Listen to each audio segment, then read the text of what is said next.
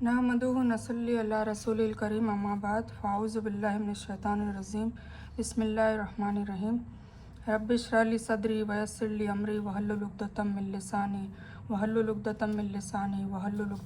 लिसानी यफ़क़हू क़ौली रब्बना आतिना मिन लदुनका रहमतन व हय्यि लना मिन अमरिना रशदा। अस्सलामु अलैकुम व रहमतुल्लाहि व बरकातुहू। आज अल्हम्दुलिल्लाह रमज़ान का 13वां रोज़ा है। सेकेंड अस्टर स्टार्ट हो चुका है और हमारे वर्कशॉप का 16वां दिन है।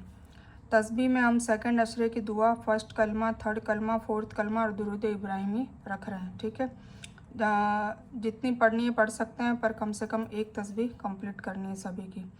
हदीस में आज है अल जन्नतु तहता अक़दामिल उम्महात, जन्नत माओं के कदमों के नीचे है। ठीक है, तो जैसे कि मैंने उस दिन माँ बाप के बारे में बताया था, तो एक हदीस भी आपको बताई थी कि हुजूर पाक सल्लल्लाहु अलैहि वसल्लम को एक सहाबी ने पूछा कि ए नबी रसूलुल्लाह सल्लल्लाहु अलैहि वसल्लम, अल्लाह और आपके बाद दुनिया में हमें किसका सबसे ज़्यादा हुक्म है कि उनका एहतराम करें, उनकी इज़्ज़त करें, उनका ध्यान रखें।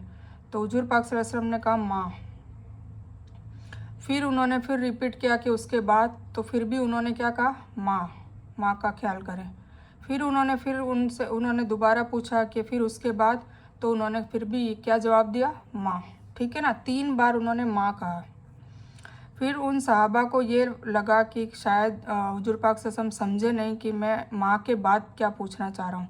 तो उन्होंने फिर ये पूछा कि माँ के बाद, ए नबी सल्लल्लाहु अलैहि वसल्लम, माँ के बाद किसका मर्तबा है। माँ तो समझ में आ गया, तो फिर उन्होंने कहा बाप। मतलब 3 बार उन्होंने कहा माँ और माँ, उसके बाद का बाप। क्योंकि अल्लाह ताला का हुक्म है, अल्लाह ताला ने कह दिया है। और ये आपने आज की हदीस भी सुन ली है, और जो हदीस सुन ली हो वो गलत नहीं होती, क्योंकि जो हुजूर पाक सल्लल्लाहु अलैहि वसल्लम के मुँह से निकली वो कोई चीज़ गलत नहीं हो सकती। कंजुल उम्माल में है ये, जन्नत माओं के कदमों के नीचे है। तो माँ 3 बार का, और बाप जन्नत का दरवाज़ा है, इसलिए चौथे नंबर पर बाप को रखा। पर दोनों को हुकूक देने के लिए कहा है, दोनों को उफ़ तक न कहो ये कहा है। तो ये सारी चीज़ें कुरान में बयान है।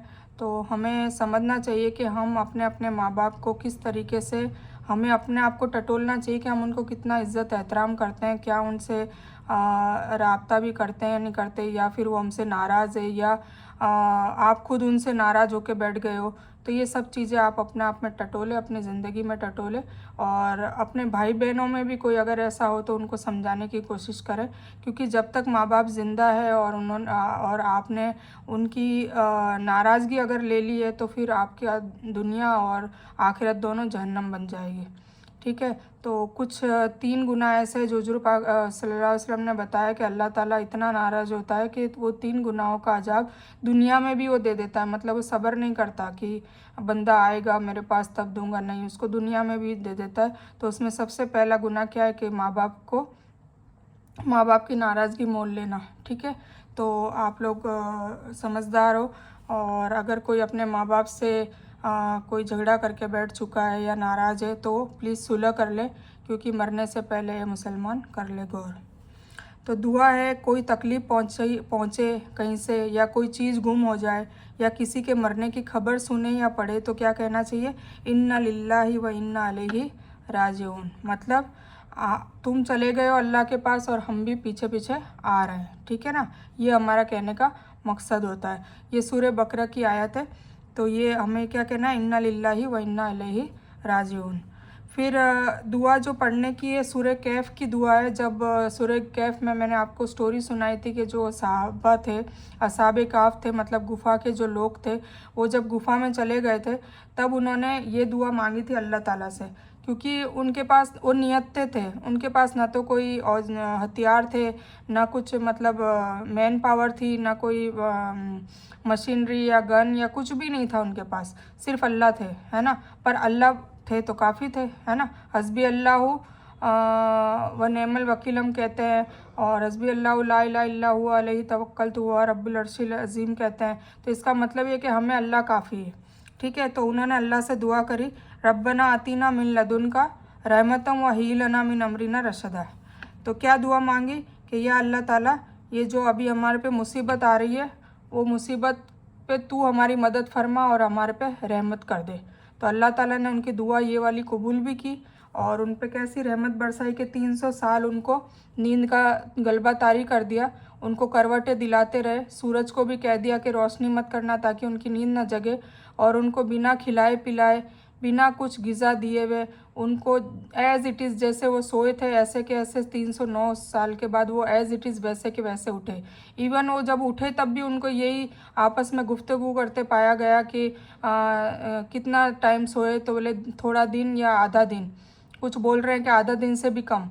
और फिर लास्ट में ये उन्होंने कहा कि जो अल्लाह बेहतर जाने, अल्लाह को पता है कि अपन कितना सोए, पर अब हमें भूख लग रही है तो चलो एक जने को हम भेजते हैं अशरफिया देकर, जो दकियानूस राजा के ज़माने की अशरफी थी, क्योंकि उन असहाब काफ में एक जो था वो एक जो साहब थे मिकेलिनस जिनका नाम था, वो दकियानूस का दामाद था।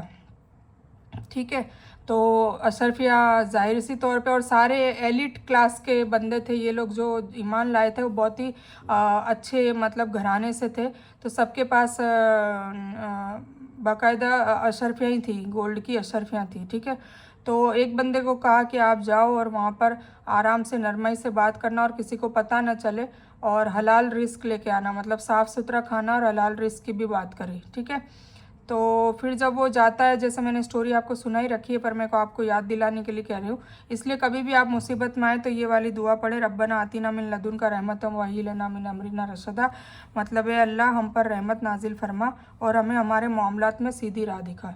ठीक है ना, कभी हम कंफ्यूज हो जाते हैं क्या करना है क्या नहीं करना है, तो उसके लिए सबसे बेहतरीन दुआ है, तो ये भी आपके अस्कार में आप डालें। तो इसमें फिर वो क्या होता है, वो जब बाज़ार जाते हैं तो फिर वो अशरफी पहचान ली जाती है। उनको पहले तो ये डाउट होता है, कोई इतना थोड़ा ना सोचेगा, ऐसा चमत्कार थोड़ा ना सोचेगा कि 309 साल वो ज़िंदा रहे हैं, कोई भी नहीं सोच सकता है ना। तो और फिर वैसे के वैसे दिखने वाले, तो फिर वो अशरफी जब देखते हैं तो वो आपस में बात करते हैं कि शायद इसको कोई राजा का गड़ा हुआ धन मिल गया है, इसीलिए ये है, तो वो उस चक्कर में उनके पीछे पड़ जाते हैं।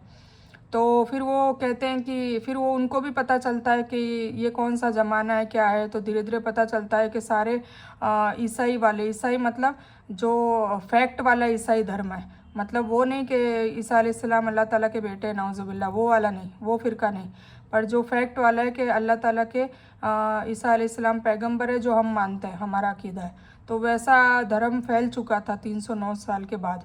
वो दकियानूस राजा भी चला जा चुका था और दूसरा राजा आ चुका था जो तौहीद परस्त था, तो ये सारी चीज़ें उनको पता नहीं होती है, तो वो धीरे धीरे पता चलती है, तो अब इतनी बड़ी अशरफी उसके हाथ में आ जाती है, तो धीरे धीरे राजा तक भी बात पहुंचती है, तो वो घबराता है, जो असहाबे काफ वाला बंदा होता है वो घबराता है कि ये कहीं मर्डर नहीं कर दे और क्या है, तो फिर धीरे धीरे पता चलता है कि ये तो सब तौहीद परस्त हो गए हैं और 309 साल हो गए हैं बात को, और वो लोग ताज्जुब करते हैं कि अल्लाह ताला ने हमें 309 साल तक सुलाए रखा और हम जिंदा भी हैं और हम पे कोई फ़र्क भी नहीं पड़ा, ना तो हम बुढ़े हुए हैं, ना हमारे कोई बाल सफ़ेद हुए हैं, कुछ भी फ़र्क नहीं पड़ा।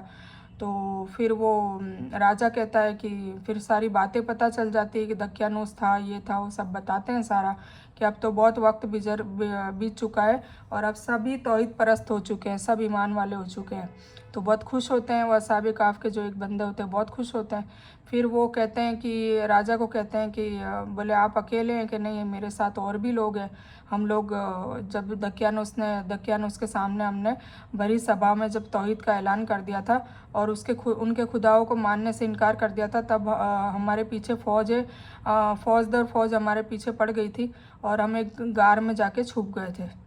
तो बस फिर उसके बाद का किस्सा तो आप लोगों को पता ही है कि सुला दिया था और जो भी है।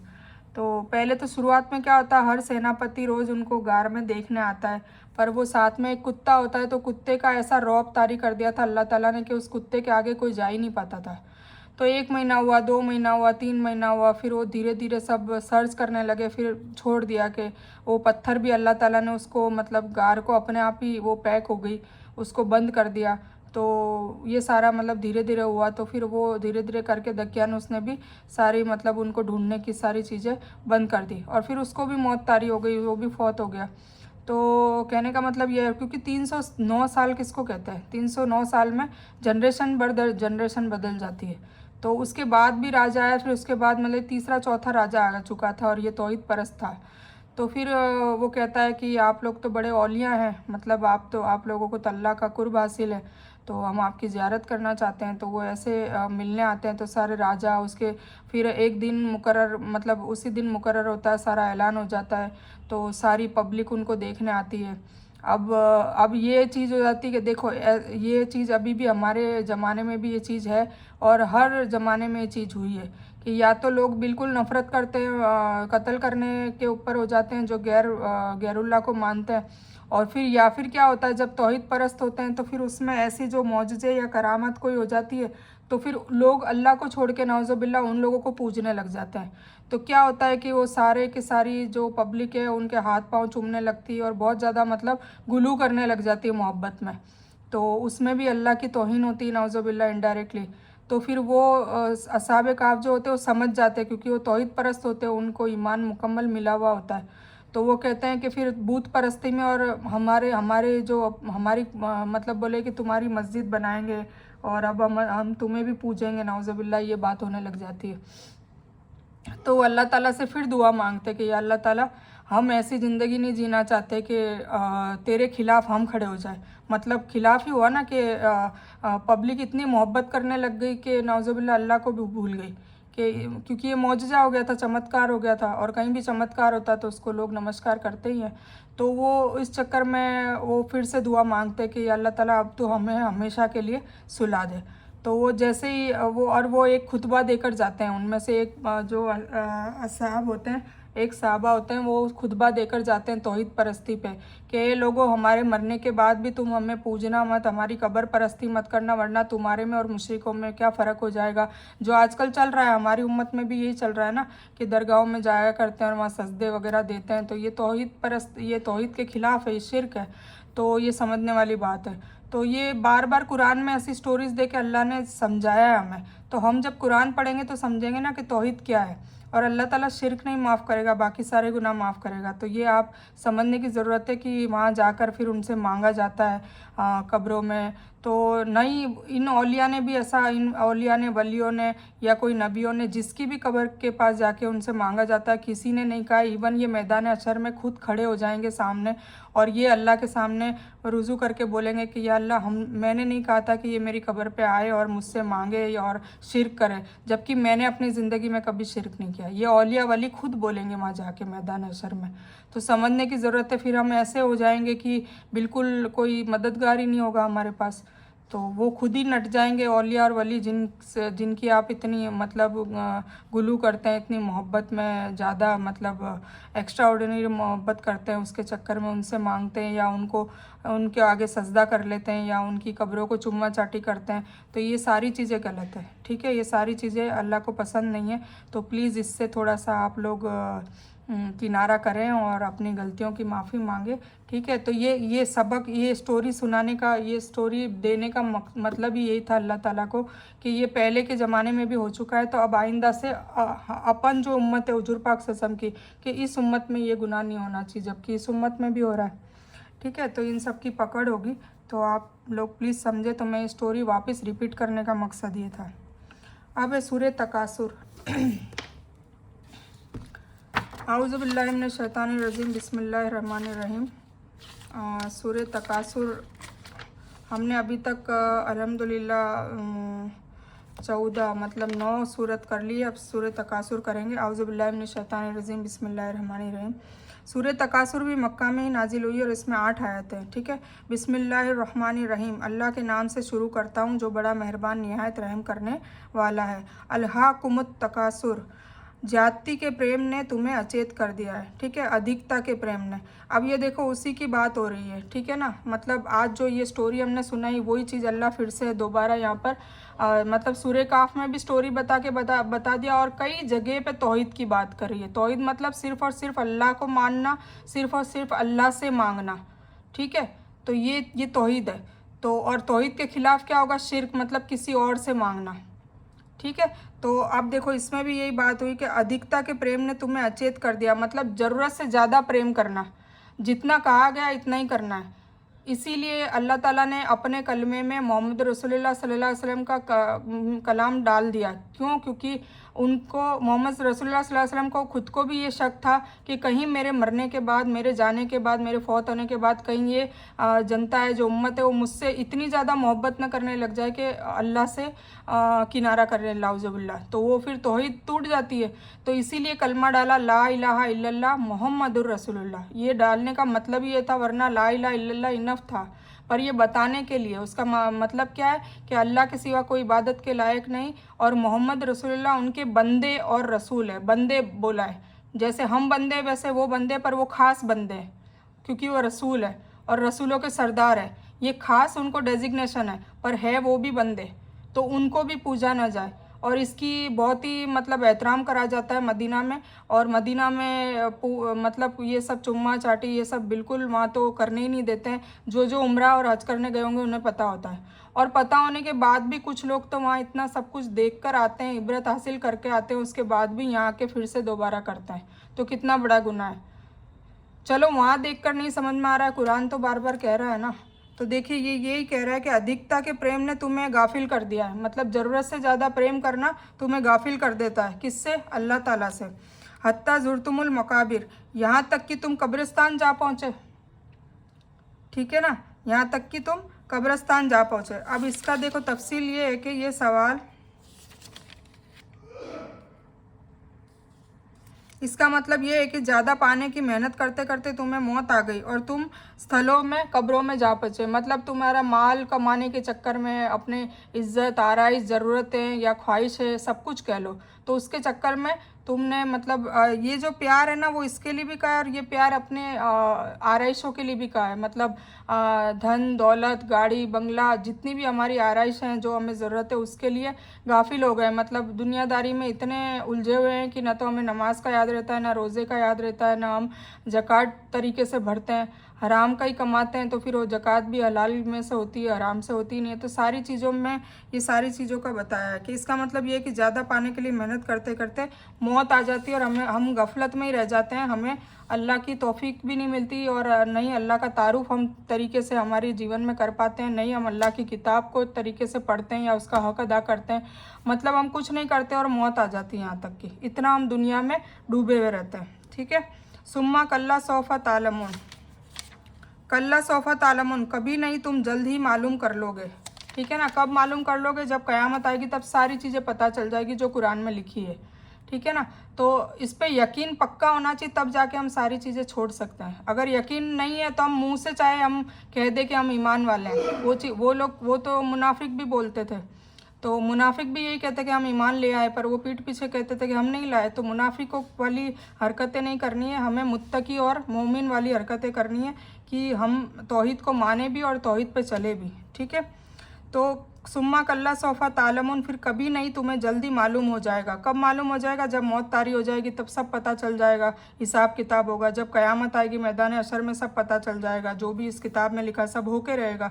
कल्ला लो तालमुना इल्मल यकीन, कभी नहीं अगर तुम यकीनी तौर से जान लो। ठीक है। लतरउन्नल जहीम, तो बेशक तुम नरक देख लोगे। मतलब वहाँ जहन्नम और जन्नत दिखा दी जाएगी। ठीक है, तब जाके इंसान को इतना यकीन हो जाएगा कि नहीं जो भी बातें थी वो हकीकत में है। तो फिर वो कहेगा, बार बार अल्लाह से गिड़गिड़ाएगा, कहेगा कि या अल्लाह हमें तू वापस दुनिया में भेज दे और हम वापस अब नेक काम करेंगे। तब अल्लाह ताला क्या कहेगा कि टाइम ओवर, मरने से पहले तक तौबा कबूल होने का टाइम दिया था अल्लाह ने, मरने के बाद कोई टाइम पीरियड नहीं है। और इवन मलेकुल मौत को भी वहाँ मार दिया जाएगा। ठीक है। तो सुम्मा लतरऊ अन्नहा आइनल यकीन, तो तुम उसे यकीन की आंख से देख लोगे। उस वक्त सारा दिख रहा होगा ना। एक्चुअली क्या है, हुजूर पाक सल्लल्लाहु अलैहि वसल्लम को तो शबे मेराज में जन्नत, दोजक, सिदरतुल मुंतहा तक, इवन अल्लाह से बातचीत और सब कुछ अल्लाह ताला ने दिखा दिया था। सारे नबियों से, रसूल से मुलाकात भी हुई थी। पहले आसमान में आदम अलैहिस्सलाम, फिर इब्राहिम अलैहिस्सलाम, फिर ईसा अलैहिस्सलाम, फिर मूसा अलैहिस्सलाम, सबसे उनका सलाम दुआ हुई थी। तो उन्होंने तो अपनी जगती आंखों से सारा कुछ देख लिया था।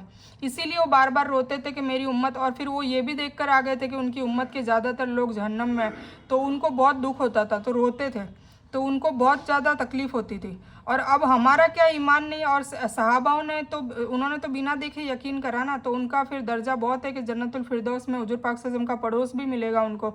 और हमारा क्या, यकीन का दर्जा डगमगाता है, कभी हम कर लेते हैं, कभी नहीं करते, कभी हम बिल्कुल नहीं करते। तो ये सब चीज़ें, और ये ईमान को बरकरार रखने के लिए ये किताब दी है कि नहीं, तुम इसे पढ़ते रहोगे तो ईमान तुम्हारा मुकम्मल रहेगा।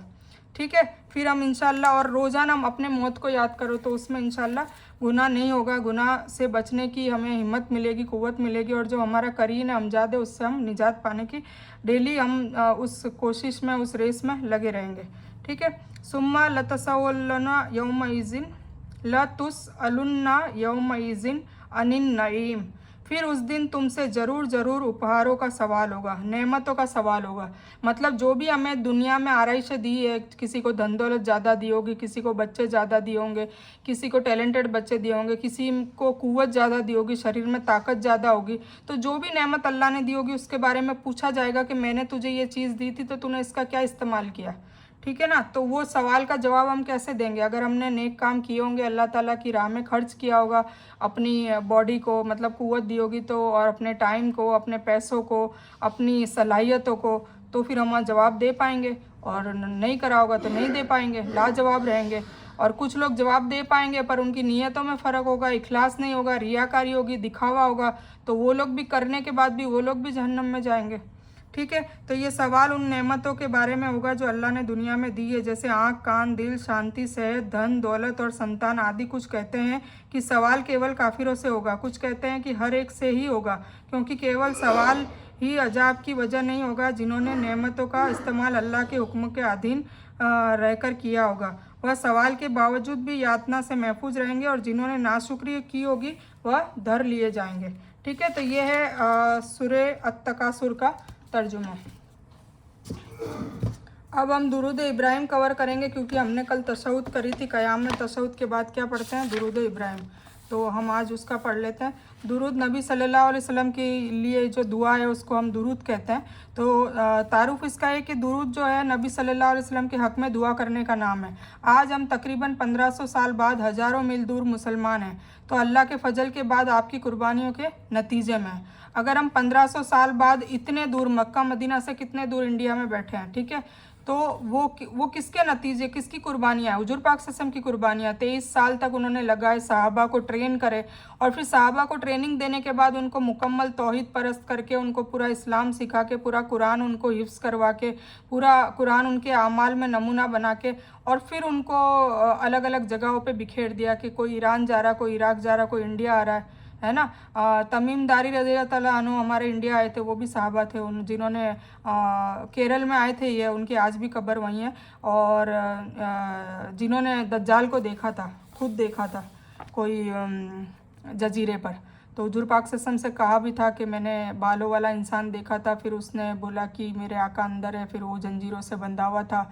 फिर दज्जाल ने कुछ उनसे सवालात करे थे, फिर उन्होंने कहा था कि मेरा वक्त आएगा तब मैं रिहा हूँगा, और फिर वो फितने करेगा, जो अब मतलब वो 1500 साल पहले की बात थी।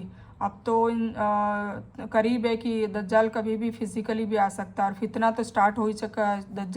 दज्जाल का मतलब होता है धोखा, तो धोखों का फितना तो स्टार्ट हो ही चुका है। ठीक है, तो दिन भर की थकन के बावजूद आप सल्लल्लाहु अलैहि वसल्लम ने किसी कबीले को दावत दी थी, तो हो सकता है कि मुझ तक दावत उस कबीले से ही पहुंची हो। ठीक है, हमारे पास दावत किससे पहुंची हो हमें नहीं पता। ठीक है ना, इस तरह सोचते हुए इस बात को महसूस करें कि आपकी हर कुर्बानी का मुझ पर एहसान है। किसकी? हुजूर पाक सल्लल्लाहु अलैहि वसल्लम की हर कुर्बानी का हम पर एहसान है कि हम मुसलमान हैं। सबसे बड़ा एहसान ये कि हम मुस्लिम हैं, और सबसे बड़ा एहसान और भी है कि हम उम्मत मोहम्मद सल्लल्लाहु अलैहि वसल्लम हैं। ठीक है, अब हम उसके बदले उनके लिए क्या कर सकते हैं? तो हमें भी उनके लिए कुछ करना है। तो क्या करना है? दुरूद सलाम भेजनी है। क्या उनको खाने पर बुला सकते हैं? नहीं। या कोई तोहफ़ा भेज सकते हैं? बिल्कुल नहीं। कुछ सिर्फ उनके लिए सिर्फ दुआ कर सकते हैं। ठीक है, तो नबी सल्लल्लाहु अलैहि वसल्लम को अजर मिलने वाला है ही, वैसे भी चाहे हम दुआ करें या ना करें, वो फर्स्ट नंबर पे ही है और रहेंगे। ठीक है, पर हमारा उनके लिए दुआ करना दरअसल हमारे लिए एजाज़ है। मतलब हम करेंगे तो हमें उनका पड़ोस, जैसे मैंने कल ही बताया था कि हमें या तो उनका पड़ोस भी मिल सकता है ज़्यादा दुरूद भेजे तो, नहीं तो वो हमारे ख्वाब में भी आ सकते हैं इंशाल्लाह। और कितनी बड़ी बात है अगर उनका दीदार हमारे ख्वाब में हो जाए। और नहीं तो हमारी 10 नेकियां, जो छोटे से छोटा अजर है ये है कि हमारी 10 गुनाह माफ़ हो जाते हैं और 10 नेकियां मिल जाती है, तो ये भी हमारे लिए फ़ायदा है। तो कुल मिला के उनको दुरूद भेजने का फ़ायदा हमें ही है। ठीक है, तो दुआ करने पर उल्टा हमें उसका सवाब भी मिलता है। जो कोई नबी सल्लल्लाहु अलैहि वसल्लम पर 1 मरतबा दुरूद भेजेगा, अल्लाह ताला उस पर 10 मरतबा रहमत भेजेगा। ठीक है, ये मुस्लिम शरीफ में हदीस है। अल्लाहुम्मा सल्ली अला मोहम्मद वाला अली मोहम्मद, ए अल्लाह दुरूद भेज मोहम्मद सल्लल्लाहु अलैहि वसल्लम पर और उनकी आल पर, मोहम्मद सल्लल्लाहु अलैहि वसल्लम की आल पर। ठीक है, सल्ली अला का मतलब है कि अल्लाह मोहम्मद सल्लल्लाहु अलैहि वसल्लम पर और उनकी आल पर रहमतों की बारिश फरमा, मेहरबान हो जा और नाम और दर्जात बुलंद कर। आल के दो मानी होते हैं, आप सल्लल्लाहु अलैहि वसल्लम की औलाद व अजवाज मुतर्रात, मतलब उनकी वाइफ, जितनी भी अहलिया थी उनके बीवियाँ वो। ठीक है, और औलाद, इत्तबा करने वाले, और इत्तबा करने वाले भी आल में आते हैं। अगर हम दूसरा माना लें तो हम भी इस दुआ में शामिल हो जाएं, क्योंकि हम भी इत्तबा करते हैं। ठीक है, तो हम अपने लिए भी दुआ कर रहे हैं। अहल से मुराद सिर्फ ख़ानदान वाले, और अहल से क्या है, सिर्फ ख़ानदान वाले, मतलब फ़ातिमा रज़ियल्लाहु ताला उनकी बेटी, और फिर उनके दामाद और उनके हसन हुसैन नवासे और ये सब। तेरे नबी सल्लल्लाहु अलैहि वसल्लम ने हम पर बेशुमार एहसानात किए और हमारे बस की बात नहीं कि हम उसका बदला दें। तेरे पास ही सब कुछ है, इसलिए तू ही उनको बेहतरीन अजर दे। ठीक है, तो कमा सल्लल्लाहु ताला इब्राहिम वाला अल इब्राहिम, जैसा अब कैसी हम सलामती भेज रहे हैं, जैसे कि भेजी रहमत तूने इब्राहिम अलैहिस्सलाम पर और उनकी आल पर। इब्राहिम अलैहिस्सलाम की रहमत भेजी थी ना, क्योंकि बनी इसराइल को सारे, मतलब सारे नबी रसूल सब किस में आए, इब्राहिम अलैहिस्सलाम की ही आल में आए। इब्राहिम सलाम के दो बेटे थे, इशाक अलैहिस्सलाम और इस्माइल अलैहिस्सलाम। इस्माइल अलैहिस्सलाम से सिर्फ हुजूर पाक सल्लल्लाहु अलैहि वसल्लम है उनकी आल से, तो वो भी बेहतरीन है तो उनके बेटे की नस्ल में। और इसीलिए हमारे इब्राहिम अलैहिस्सलाम हमारे दादा जान लगते हैं। और जो इशाक अलैहिस्सलाम है उनका बेटा याकूब अलैहिस्सलाम थे, और याकूब अलैहिस्सलाम का दूसरा नाम ही इसराइल था। तो बनी इसराइल मतलब इसराइल के बच्चे। तो बनी इसराइल में सारे नबी रसूल सब ईसा अलैहिस्सलाम तक, लास्ट तक उन्हीं में पैदा हुए।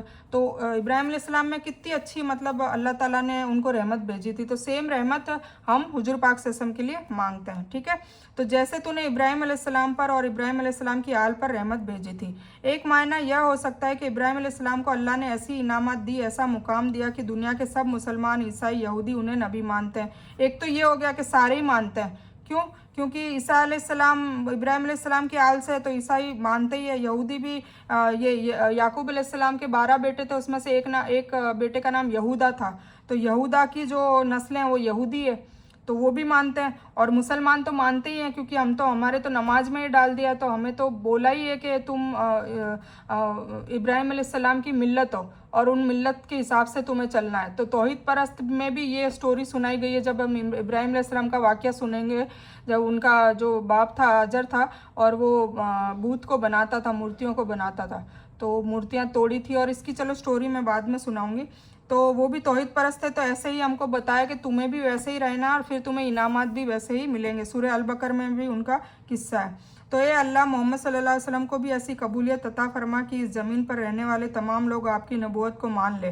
दूसरा माना यह है कि अल्लाह आप नवाजने वाले हैं। इससे पहले आपने इब्राहिम अलैहिस्सलाम को नवाजा, तो मोहम्मद सल्लल्लाहु अलैहि वसल्लम को भी खूब नवाजिए, खूब अता कीजिए। मोहम्मद सल्लल्लाहु अलैहि वसल्लम तो सारे अम्बिया के सरदार हैं। ए अल्लाह हमें भी आपके पैगामात को फैलाने की तौफीक अता फरमा, ताकि आप सल्लल्लाहु अलैहि वसल्लम को सभी मानने वाले हो जाए। तो हमें ये तबलीग क्यों करनी है, हमें इस्लाम को क्यों फैलाना है, क्योंकि हमें हुजूर पाक सल्लल्लाहु अलैहि वसल्लम की जो उनकी फितरत थी, उनकी आदतें थी, उनका नेचर था, उनके जितने अच्छे अखलाक थे, उनके जैसा अखलाक दुनिया में और किसी का हो ही नहीं सकता, ना होगा। तो उनके अखलाक हमें खुद डेवलप करके अपने पे अप्लाई करके बताना है, लोगों तक पहुंचाना है, नॉन मुस्लिम्स तक पहुंचाना है कि हमारे नबी सल्लल्लाहु अलैहि वसल्लम पूरी कायनात के लिए रहमत बन के आए थे। और उन्होंने हमें ये ऑर्डर दिया कि भूखों को खाना खिलाओ, तो जब भी फ़कीरों को खाना खिलाओ तो इंट्रोडक्शन दो कि ये हमारे गुरु, हमारे पैगम्बर सल्लल्लाहु अलैहि वसल्लम ने ये करने को कहा है, ताकि उनके लिए भी उनको मोहब्बत हो कि इनके गुरु ने इतने अच्छे काम बताए। तो हमें हुजूर पाक सल्लल्लाहु अलैहि वसल्लम का नाम भी फैलाना है, ताकि लोग जो नाउज़ुबिल्लाह जो गलती से, और जिनको जो मुशरिक लोग हैं कई बार उनका मजाक उड़ाते, तो वो मजाक ना उड़ाए। ठीक है ना, तो ये चीज़ हमें करनी है। जैसे कि उन्होंने हमारी फ़िक्र करी और उन्होंने 23 साल गुजारे और हम तक इस्लाम पहुंचाने की पूरी शिद्दत से मेहनत करी है। इसी तरह हुजूर पाक सल्लल्लाहु अलैहि वसल्लम का नाम का जो परचम है दुनिया में फैलाने का काम कौन करेंगे, हम करेंगे। वो हमें करना है। हम छोटी छोटी बातें करके भूखों को खाना खिलाएंगे, किसी को कपड़े बांटेंगे, किसी की ज़रूरत पूरी करेंगे, तो हर बात में वो जो बंदे की कर रहे हैं, अगर वो मुस्लिम है या नॉन मुस्लिम है, उनको ये बताना है कि ये मैं इसलिए कर रहा हूँ क्योंकि मेरे गुरु, मेरे पैगम्बर सल्लल्लाहु अलैहि वसल्लम ने मुझे ये करने को कहा है, और उनको अल्लाह ताला ने कहा है, हुक्म कहा है। तो अल्लाह और हुजूर पाक सल्लल्लाहु अलैहि वसल्लम का तारुफ कराना है लोगों तक, उनकी अच्छाइयाँ फैलानी है। ये हमारी ड्यूटी है, पर हम नहीं करते हैं। हम तो उल्टा लड़ाई झगड़े दंगे फसाद करके उल्टा उनका नाउजुबिल्ला नाम खराब करते हैं कि जैसे ये हैं वैसे इनको गुरु होंगे नाउजुबिल्ला, ऐसा ही इनका अल्लाह होगा नाउजुबिल्ला। यही तो होता है ना। तो हमें अपने अखलाक सुधारने, और अखलाक अच्छे नहीं है तभी हम परेशान हैं, क्योंकि अल्लाह नाराज़ है। अल्लाह ने जैसे दीन फैलाने को कहा वैसा हम नहीं फैला रहे, वैसा हक अदा नहीं कर रहे, तो फिर अल्लाह नाराज़ होगा। और अल्लाह नाराज़ होगा तो देख लीजिए फिर बहुत कुछ हो सकता है, क्योंकि आखिर चलेगी तो अल्लाह की। ठीक है, तो इन्नका हमीदुन मजीद, बेशक तू तारीफ़ के काबिल और बुजुर्गी वाला है। ए अल्लाह, तेरा बहुत बड़ा एहसान है कि तूने ऐसे पैगंबर को भेजा जिसने हम तक बात पहुंचाई और हर चीज़ की तालीम दे दी। ठीक है, ए अल्लाह, तेरा बड़ा एहसान है कि तू खूब काबिल तारीफ़ है। ए अल्लाह, तू मजीद है, यानी जलाल व अजमत और बड़ाई में कामिल है, ज़बरदस्त है, इसलिए सिर्फ तू ही मोहम्मद सल्लल्लाहु अलैहि वसल्लम को बेहतरीन अजर दे सकता है। ठीक है, हमारी तो कोई औकात ही नहीं है, पर हम बस एक दुरुस्त सलाम जो दे सकते हैं तो हम ये दे सकते हैं। ठीक है, अल्लाहुम्मा बारिक अला मोहम्मदिन व अला आलि मोहम्मदिन। और फिर पहले रहमत का था, बरकत का है, सेम वही चीज़ रिपीट हो रही है। अल्लाह बरकत अता कर मोहम्मद सल्लल्लाहु अलैहि वसल्लम पर और उनकी आल पर, मोहम्मद सल्लल्लाहु अलैहि वसल्लम की आल पर। दुरूद के पहले हिस्से में सलात की दुआ हुई और सलात में बरकत शामिल है। सलात की दुआ करने के बाद यहाँ बरकत की दुआ है। यह इस वजह से है कि दुआ में बार बार मुख्तलिफ अल्फाज और इबारात में बात को पेश किया जाता है।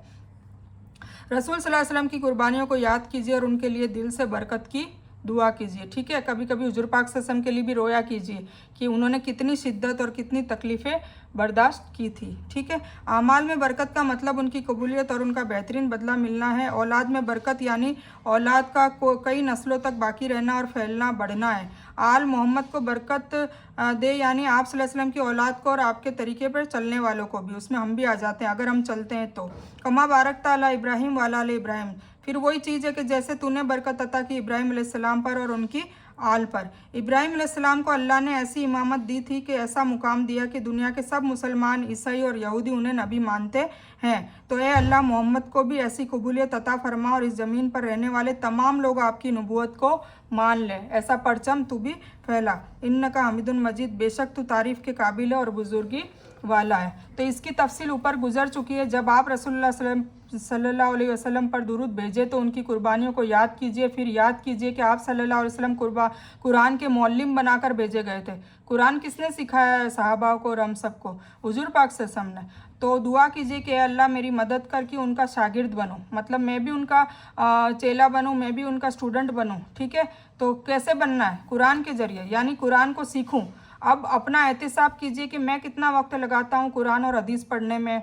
अब अपने आप को टटोलिए। या मैं सिर्फ यह कहता हूँ कि मैं मशरूफ़ हूँ, मतलब मेरे पास टाइम नहीं है। कई लोगों को सुना है मैंने कहते हुए कि टाइम नहीं इसलिए नमाज नहीं पढ़ते, टाइम नहीं इसलिए कुरान नहीं पढ़ते। बहुत अच्छी बात है।